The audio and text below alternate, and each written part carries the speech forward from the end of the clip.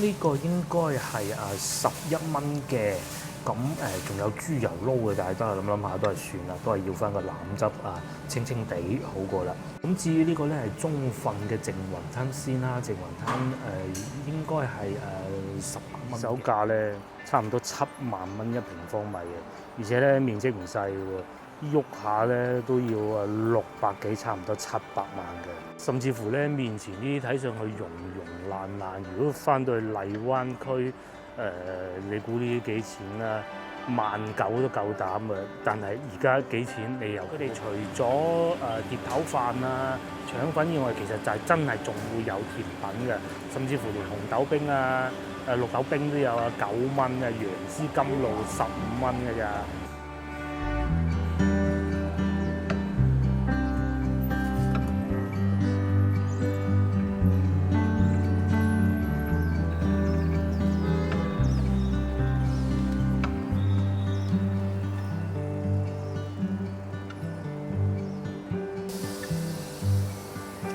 Hello， 各位觀眾大家好，我而家所在位置就係白雲路啦。咁白雲路咧，觀眾可能未知喺大概喺咩位置啊。咁如果我講到海印，我諗大家應該會比較熟悉啦。今集影片我就會喺附近呢度拍攝嘅。而家係朝頭早8點半，咁同以往一樣啦。朝頭早我一個人拍攝嘅影片咧，都係未食早餐嘅。咁我而家咧就先去揾啲嘢食先。咁我會集中翻喺東湖嗰個方向嘅。咁如果大家都係唔係好熟悉咧，記住幾個名就得㗎啦。東湖大沙頭海印白雲路其實咧都係喺呢度附近嘅。雖然不能夠講話係叫做一個系列，但係咧6號線附近就好多嘢食。我亦都同大家講過，有海珠廣場，有一德路，當然亦包括我哋而家今日會涉獵得到嘅東湖地鐵站，佢都係屬於6號線嘅。咁當然不得不提嘅就係鏡頭正前方行過去嘅東山口啦，佢都係屬於6號線嘅。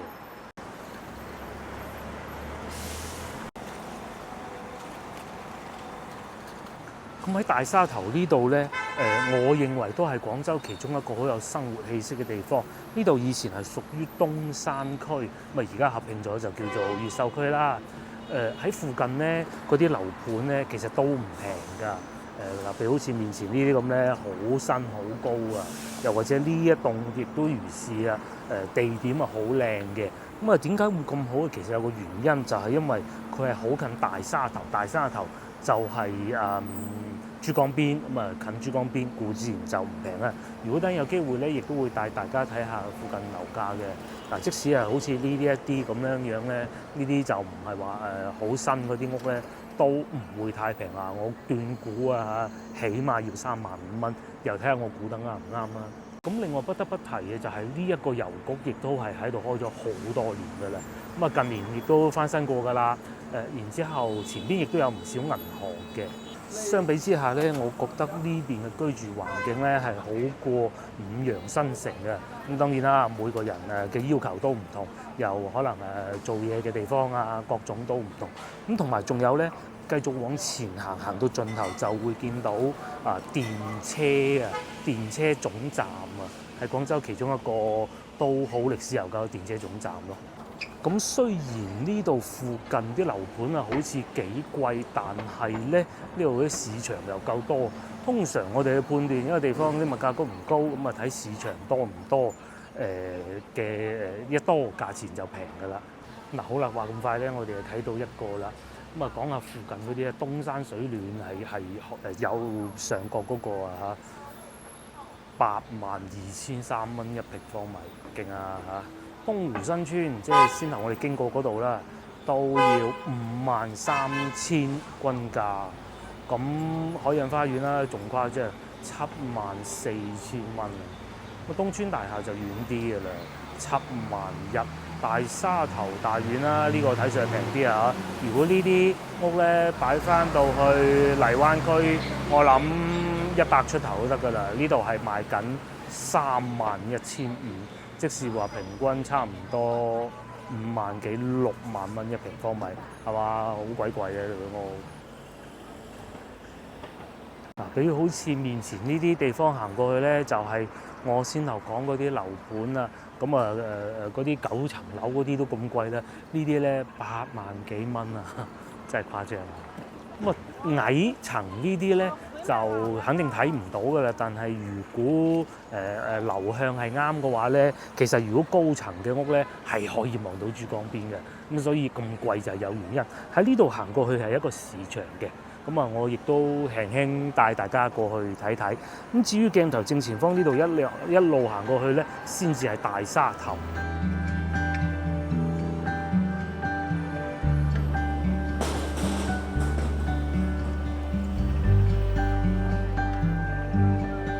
咁至於有冇一啲老字號嘅飯店咧？喺我印象中啊，應該呢條路有唔少嘅。但係呢度咧，大多數都係一啲比較中高端嘅飲茶嘅地方啊，飯店啦。咁因為始終消費嘅人群就咦呢個幾好喎，早餐第一面係喎，我哋行下先嚇，睇下前邊好似仲有幾檔都唔錯嘅。嗱，因為行咗幾步咧，就已經係一個小型嘅市場。呢個係超市嚟嘅啫。咁原來佢啲市場啊係擺喺路邊呢一種嘅。我記得前邊都有㗎，就喺前邊。對面嗰度又變咗一個叫名士餐廳喎。哇！我太耐冇嚟過呢度附近啦嚇，就係變化確實都有點而大。但係咧呢度咧始終都係老城區，大家睇下上邊嗰啲樹木都幾茂盛嘅。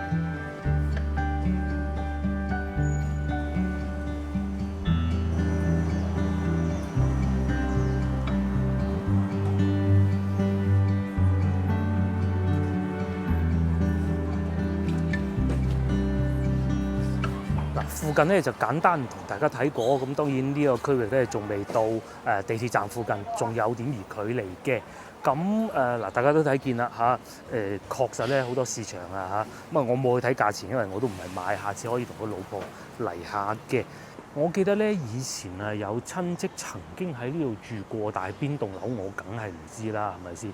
而且佢都已經搬走咗好多年㗎啦。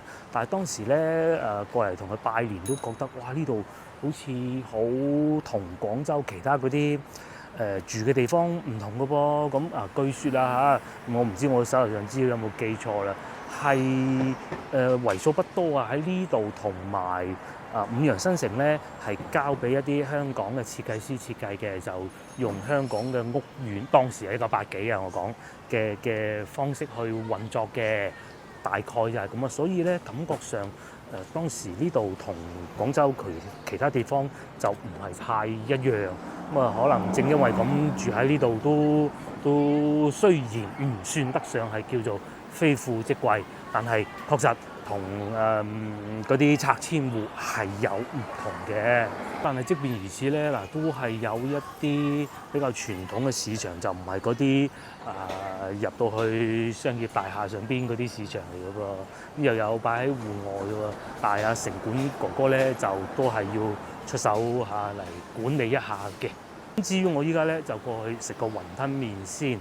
我知道喺大沙頭啊、東湖新村裏邊啊，其實都仲有好多唔少嘅好嘅餐廳嘅嚇。咁我哋食咗早餐先。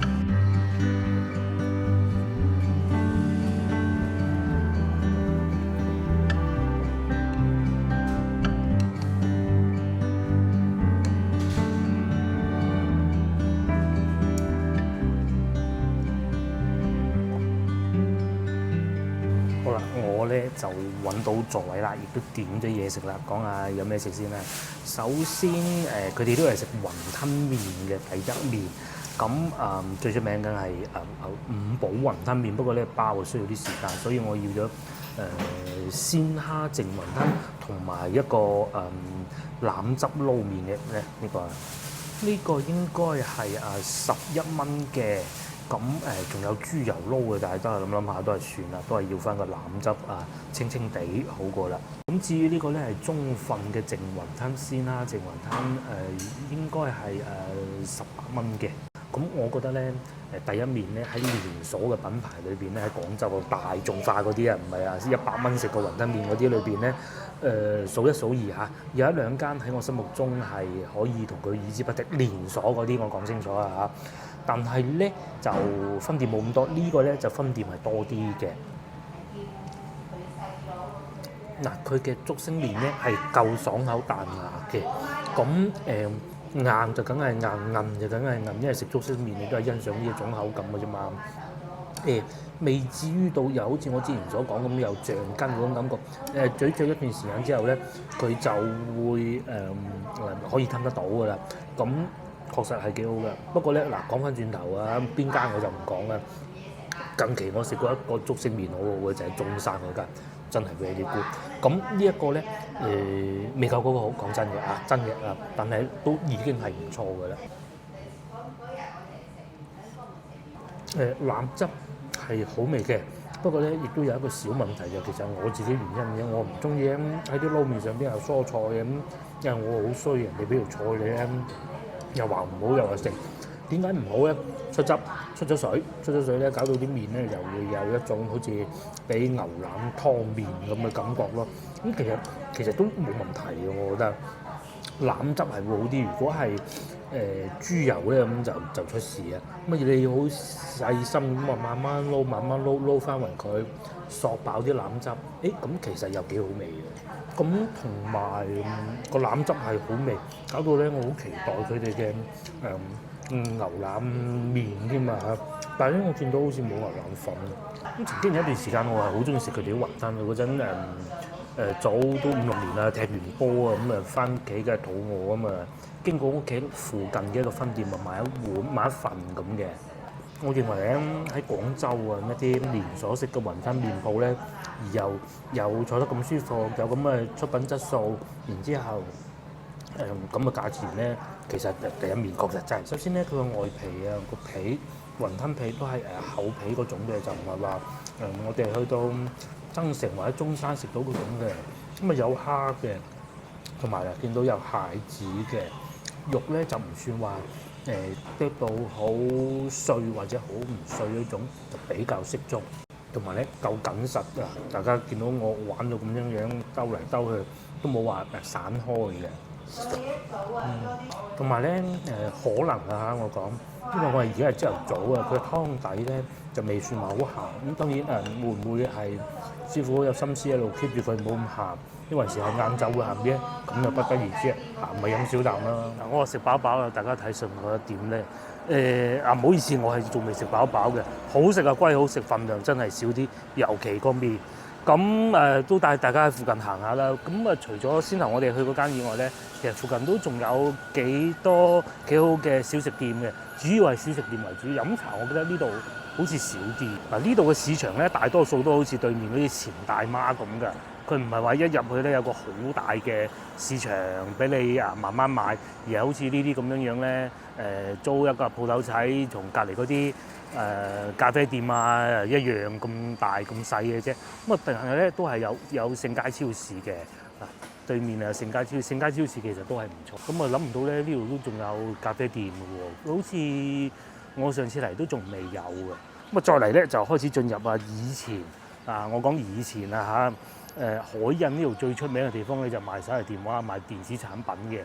咁依家就都已經冇以前咁好生意㗎啦。咁呢度又有賣榮耀手機嘅地方啦。咁呢邊咧就係住宅樓啦。咁呢個叫奧信嘅商場就係賣手提電話㗎啦。曾經有一段時間咧要睇手提電話，唔係買嘅，嗰陣淨係有資格睇嘅咋。咁咧都係會嚟海印，方便啊嘛。咁我記得呢度仲有個市場，仲有個食粥嘅地方都唔錯。呢個冠記，如果各位並不是太喜歡雲吞麵，咁我覺得冠記都係一個唔錯嘅選擇嚟㗎。廣州食腸粉，佢嘅分店咧就唔算好多嘅，咁但係唔多嘅話，可能因為咁就保持到品質不得而知啦。但係咧確實咁多個連鎖式裏邊咧，拍嘢唔拍嘢，我都係食呢個最少，食過1、2次。仲有炸雲吞添喎，6蚊8啫喎，幾抵喎，仲有套餐有飯嘅喎，下次可以嚟試下官基腸粉專家。咁啊呢度行去咧，其實就係市場嘅一部分嚟嘅。咁啊，但係就我印象中以往呢度市場係好熱鬧嘅，但唔知點解依家好似冷清咗好多。仲有個賣水果嘅地方啦。咁如果繼續往前行咧，就係可以去得到電器城㗎啦。喺前邊轉左咧，就可以去到大概足球場嗰個位置嘅。至於鏡頭嘅正前方行過去咧，就係一啲賣音響啊、音箱嘅地方嚟㗎。咁因為我對呢方面真係幾乎不懂㗎嚇。所以咧好多時候行過都係知道，哦呢度賣音響嘅，其他唔識。賣下手提電話呢啲啊，都起碼仲講得到兩句。又或者遊戲機嗰啲咧。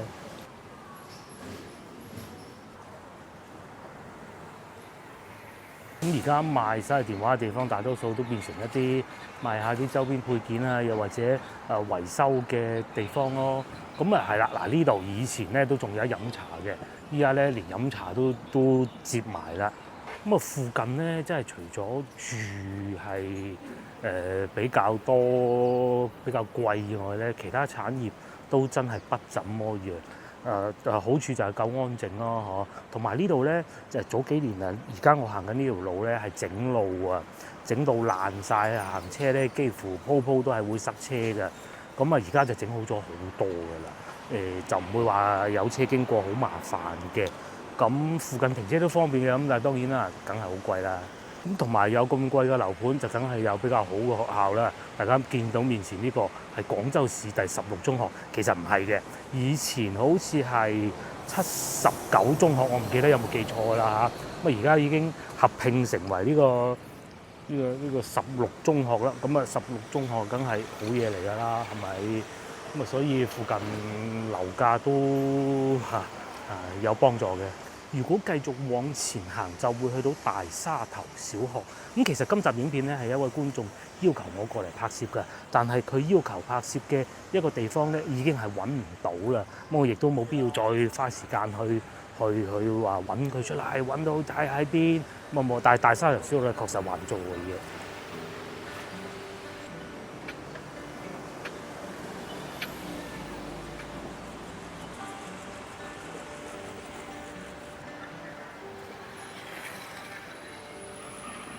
嗱就係呢度啦，咁以前大沙頭小學都係喺呢個位置嘅，而且係我認為咧，喺廣州咧有咁細嘅面積嘅學校咧，仲未俾人合併咧，其中一個就係佢啊，咁啊其實就肯定仲有好多嘅嚇，即係不能一概而論。咁但係都幾好彩喎，而且呢間小學咧就係喺啲居民樓下邊㗎啦。咁啊話説咧，過幾日咧小朋友就要返學啦，不過又有一個最新消息咧，就話颱風可能打到嚟。可能隨時都會唔使返學住，因為聽日就已經係9月1號㗎啦，好有可能咧聽日返學。如果聽日突然間落好勁嘅雨嘅話咧，咁就停多3日先。聽日星期5返1日學攞書，星期6日喺屋企。如果星期1落雨，再休多日啊，真係幸福啊！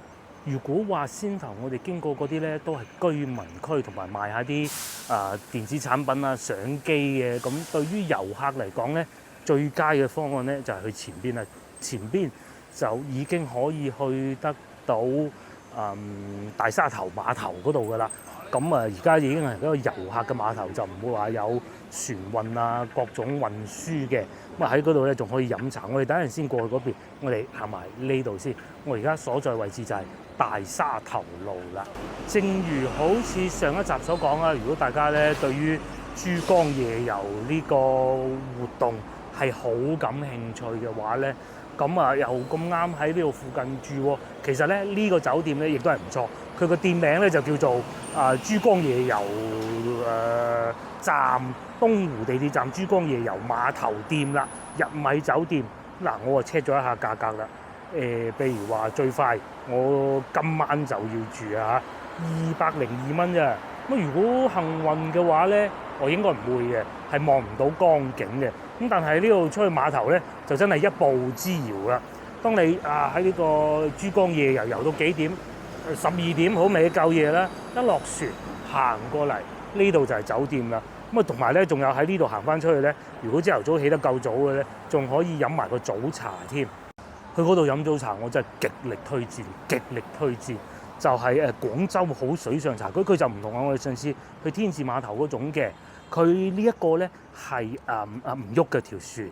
咁可能有觀眾唔係太喜歡條船喐住，因為條船喐住咧，佢係要船去到某個時間佢先至上點心嘅。佢呢個就唔係嘅，你一上一點就有點心食㗎啦。哇！嗰個環境靚到不得之了，我曾經拍攝過一集影片嘅，咁大家可以點擊屏幕右上角去重溫一下。真係好好，而且佢嘅食物出品咧係廣州酒家嘅，除咗價錢冇乜優勢以外咧，一切都是很好的。咁喺呢度附近，我以前經常嚟呢度食嘢嘅噃，冇咗喎，好似仲要冇咗好耐嘅喎，老細唔租喎。咁啊再嚟咧，呢兩間咧亦都係我以前經過呢度嘅時候咧都會幫襯嘅。第一個就賣粽嘅。第二個咧就係因為其實同一間鋪嚟嘅。第二個咧就麵包鋪，咁喺前邊往右轉就可以出翻去碼頭噶啦。咁我哋會喺前邊往左轉，行翻過地鐵站嗰個方向嘅。咁啊喺嗰度再帶大家行下，睇下地鐵站去大沙頭碼頭有幾遠咧。我成日都同大家講，6號線係一條旅遊嘅線路係嘅。咁如果大家細心嘅，可以回想一下，但凡經過老城區嗰啲6號線地鐵站咧，佢都係離居民樓好近㗎。咁譬如話一德路啦，一行出嚟就係市場，係真係有少少似香港嗰啲地鐵站咁嘅。包括我哋而家入去嘅東湖地鐵站，亦都係嘅。一行出嚟咧，就係嗰啲小食店嚟嘅。仲有邊度啊？甚至乎北京路都係嘅。一行出嚟咧，就可以去得到太平沙啊、北京南啊嗰啲茶樓，就唔似話其他嗰啲地鐵站咧，行出嚟咧仲要望下認下路先。佢呢度就唔使6號線，係幾得意嘅。咁我面前呢度大沙頭4馬路，以前呢度咧仲有唔少嗰啲舊貨市場㗎。咁啊而家就唔知應該都仲有啲嘅，同埋仲有一門比較大嘅生意係布藝。咁但係你話如果夠唔夠中大嗰邊旺場咧，就肯定唔夠嘅。同埋以前中大嘅布匹市場咧，其實就係從呢度開始發跡嘅。咁後尾真係容唔落咁多地方俾佢哋做生意啊，所以先至搬咗去中大附近嘅啫。又講翻以前我未去過啦，比較不幸嘅就係以前咧，如果要食宵夜大排檔坐喺江邊嗰種咧，最好一個地方咧就係大沙頭啊。咁而家因為環境各種因素冇晒好多年，有好多年㗎啦，係金海印電器廣場。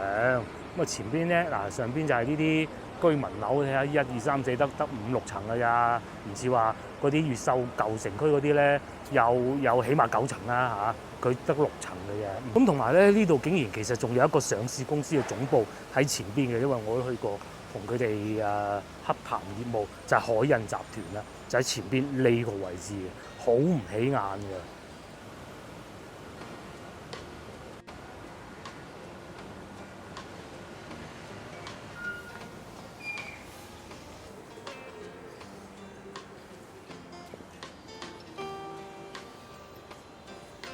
雖然就話嗰啲電子產品就肯定冇以前咁多喺線下銷售，大多數都係上網買嘅。但係其實咧呢度嘅生意咧係冇想像中咁差嘅，因為我之前都講過，有好多行業咧都俾呢個網絡銷售即係 online 嘅購物咧衝擊得非常之大㗎啦，大到都直頭執埋間鋪啦。咁但係其實呢邊咧可能佢專業性比較強即係賣一啲相機咁又或者係一啲音響器材咁嗰啲咧係真係要嚟現場睇先至可以慢慢揀得落手嘅。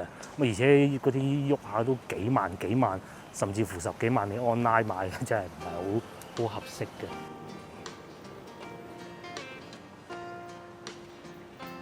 繼續往前行就可以去得到地鐵站㗎啦。咁同埋呢度附近，如果我冇記錯咧，仲有一個食牛雜係幾好嘅，但係唔知朝頭早有冇，我食過一次，還可以啦嚇。咁再入翻嚟呢度咧，就係一啲居民區下邊又有啲餃子鋪雲吞麵鋪各種都有嘅。咁有機會等陣我哋會可能去買份煎餃食下都唔出奇。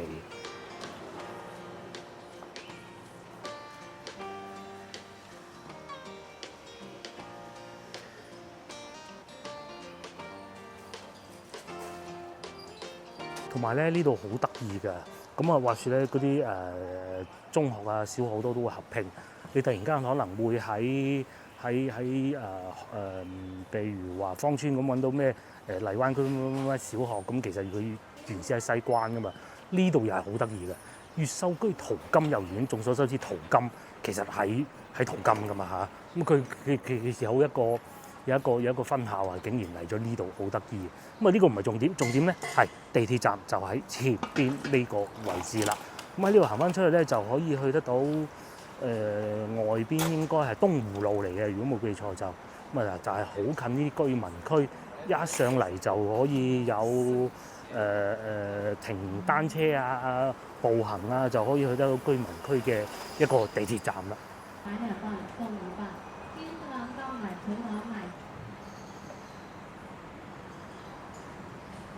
我先頭唔係話呢度附近嗰啲樓盤啊價錢唔平嘅，譬如呢一棟咁。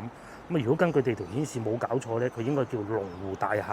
咁啊，地鐵站上蓋勁啊嚇，二手價咧差唔多7萬蚊一平方米嘅，而且咧面積唔細喎，喐下咧都要600幾，差唔多700萬嘅。甚至乎咧面前呢啲睇上去溶溶爛爛，如果翻到去荔灣區，你估呢啲幾錢啊？19,000都夠膽啊！但係而家幾錢？你又估下？唔知大家睇唔睇到啦嚇？54,000蚊一平方米啊！地鐵站近都唔係咁啦嚇。咁好啦，我哋會喺呢個小區呢度行下嘅。咁啊行完睇下足球場啊，睇下煎餃鋪啊，咁就係啦。因為呢度都有嘢食嘅，嗱有煲仔飯喎，台山第一煲喎。但係應該唔係以前喺大沙頭嗰個分店嚟嘅。但係起碼有嚇清水雞啊，呢啲就可能係食碟頭飯嘅啫，我估。因為點解咁熟咧？以前我曾經仲踢得到波嘅時候咧，咁啊有時候會過嚟呢邊踢㗎。咁通常踢波前啊或者後啊都會醫下肚嘅。我同幾個朋友約翻啱啲時間咁啊過嚟醫一醫肚再踢波咁樣啦嚇。仲有炭佬雞煲喎，咁你話貴還貴嘅，但係咧即係大家睇下你啲環境，其實都幾舒服嘅嚇。不過5萬幾就應該嚟講咧，算叫做上車比較難。早幾日我同個老婆經過邊度啊，我都唔記得啦。見到有啲面積係細嘅，30零平方米嘅，大家估下幾錢？90都唔使啊，90萬啊，冇錯啦，就係呢度啦。咁喺呢度住咧，各樣都好，唯一唔好咧就係有人會踢波嘅時候會歡呼嘅時候咧就會好嘈，咁就喺呢度啦。所以咧住喺樓上嗰啲居民咧，有時都會感覺好騷擾到佢哋安靜嘅生活。然之後咧喺樓上掉一啲東西落嚟嘅，咁啊據說就五花八門啦，乜嘢都有㗎啦。咁啊我就唔展開講啦嚇。就係呢度啦，哇！我都好耐未嚟過啦。而家個球場整得幾靚，同埋上邊嗰個網咧係有金屬框架嘅喎。以前咧係墮晒落嚟嗰種㗎，係啊。喺附近都好多嘢食喎，嗱又有車仔美食啦，前邊呢度仲有煎餃鋪啦，呢度啊嚇。咁都係一啲比較唔錯嘅，我都幾中意啊！你知道芬芳甜品，咁啊隔離有西環美食，即係斬料啦。我買一份煎餃，嗱就係呢個芬芳甜品啦。咁啊佢哋嗰個牌子都係老字號，連鎖式經營嘅，但係唔係嗰啲新派啊你未聽過名嗰啲嘅。咁啊喺呢度呢間分店，我記得都係做咗好耐，最起碼我當時7、8年前踢波咧都仲係會有食嘅。咁啊佢哋除咗碟頭飯啊、腸粉以外，其實就係真係仲會有甜品嘅，甚至乎連紅豆冰啊、綠豆冰都有啊，9蚊啊，楊枝甘露15蚊嘅咋，龜苓膏又有。至於我咧就買咗一份最細份嘅煎餃，呢度收咗我8蚊雞，我就一路行一路食。接落嚟我會往大沙頭碼頭嗰個方向行翻過去嘅。至於喺我右手邊，如果一路出翻去咧，就可以去得到啱先我哋經過食雲吞麵嗰度啦。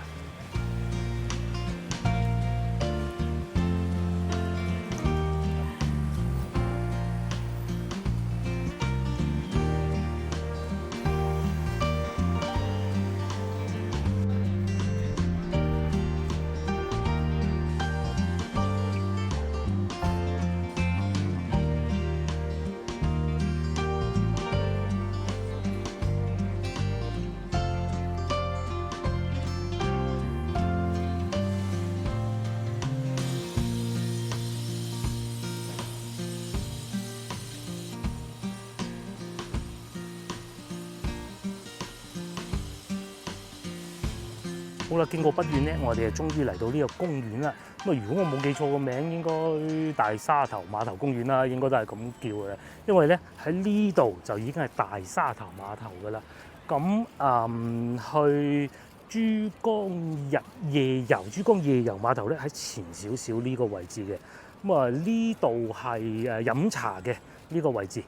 因為咧準備打颱風啊，呢幾日咧廣州天氣好咗好多，冇咁翳焗，冇咁熱。尤其咧，如果嚟到海皮邊、珠江邊，咁啊更加涼爽啦嚇！有好多人喺度帶啲狗仔嚟玩啦，帶啲小朋友嚟玩啦，又或者嚟跑步啦，甚至乎前邊咧仲有啲大媽喺度跳廣場舞啦。就係呢度啦。水上茶居啊，就係呢個位置。咁佢唔同我哋上次去到嗰種要買飛，要等佢等時等候開船嘅。佢呢個咧就係好似餐廳咁固定座位，個船係固定唔會行嘅。就係呢度啦。帶大家過去睇下。咁佢出品咧同我哋上次去到嘅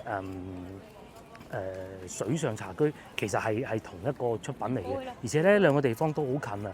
喺呢度往後轉行過去，大概行我講半個鐘頭到啦，就可以去得到天字碼頭㗎啦。咁其實咧都可以睇得到㗎啦，慢慢行好快到嘅嘢。我嚟感受過一次，哇！服務態度好好，出品又好，價錢就梗係唔會話勁平嗰種㗎啦。咁如果咧你唔怕熱咧，喺呢個角度睇得到。上次我就係咁嘅，又或者你唔怕凍嘅話咧，喺呢度呢個位置坐喺嗰個古法嗰兩個字嗰個位咧，坐喺嗰度飲茶，哇正啊！但係咧一定要嚟早啲攞位啊！飲完茶又可以喺呢度附近行下，又近地鐵站，真係唔錯㗎。又可以好近距離咁樣望一望呢個海印橋。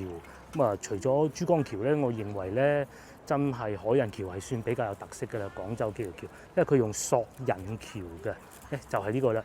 嚟到呢個時段，差唔多10點鐘啦，有好多茶客都喺度嘆緊茶。佢有2層嘅，1樓、2樓嘅，而且咧佢哋啲服務員哥哥姐姐咧都係能夠有熟練的粵語嘅，就唔需要擔心話溝通不便嗰啲問題咯。又或者坐喺上邊呢個涼亭度咧，如果怕曬都幾好啊。咁又可以望到對面海珠區嗰啲靚樓盤啦。咁至於我咧，就梗係試下先頭買嘅煎餃啦，睇有幾多隻先。睇先，佢已經係煎好㗎啦，擺喺個爐上邊嘅，1、2、3、4有5隻。咁OK 啦，嗬。韭菜煎餃嚟嘅，咁同埋咧佢係有配1罌仔辣椒醬嘅，我唔喺度拆開佢啦。佢哋嘅煎餃咧又係好好食嘅，咁大家如果係專程去食咁不必啦。但係如果咁啱經過咧，真係可以買一份試下。你坐低慢慢食又得，你帶走好似我咁食又得。今日煎得唔算脆嘅，又或者唔係啱啱出爐啊。如果係狀態最好嘅時候咧，呢個位置哇脆卜卜好好味啊！咁但係咧裏邊咧啲肉味咧都係好濃嘅，真係幾好㗎。佢哋啲煎餃咧，我認為喺廣州最老字號應該係八珍，但係八珍啲皮係厚嗰啲、硬嗰啲。呢個咧個皮咧就冇咁硬嘅，相對咧就肯定冇咁脆嘅。但係兩者之間，我寧願揀呢個啦。當然八珍都好好食嘅，同埋八珍多數係位於旅遊區嘅，分方咧就大多數係喺居民區附近嘅。